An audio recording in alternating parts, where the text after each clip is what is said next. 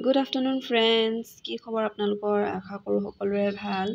আৰু এয়া আজি এমাজনৰ পৰা পাৰ্চেল এটা আহিছে ভণ্টিহঁতৰ ঘৰত, মানে ডিব্ৰুগড়ত। ভাবিলোঁ আপোনালোককো দেখুৱাওঁ পাৰ্চেলটোতনো কি আহিছে। এয়া বেটাই আনবক্সিং কৰি আছে দেই। এয়া চাওকচোন কি হয়। এইটো হৈছে ফিডিং পিলো। বহুতে হয়তো জানেই কেনেকৈ ইউজ কৰিব লাগে, কি কথা, আৰু কিছুমানে হয়তো নাজানে, সেইবাবে মই দেখুৱাই দিছোঁ এইটোতো কেনেকুৱা ধৰণৰ হয়, কেনেকৈ ইউজ কৰিব লাগে। এয়া বেটাই খুলি আছে দেই পলিথিনটো লাহে লাহে। এইটো চাওকচোন কেনেকুৱা বস্তু হয়।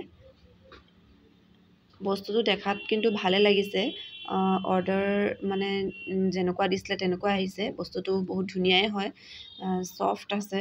এইটো হ'ল এনেকৈ ইউজ কৰিব লাগে। পিছফালে এডাল বেল্টডাল মাৰি ল'ব লাগে, আৰু এইফালে বেবীক শুৱাই মেলি ফিট কৰিবলৈ পাৰিব। আৰু এয়া চাওকচোন ধুনীয়াই হয় বস্তুটো।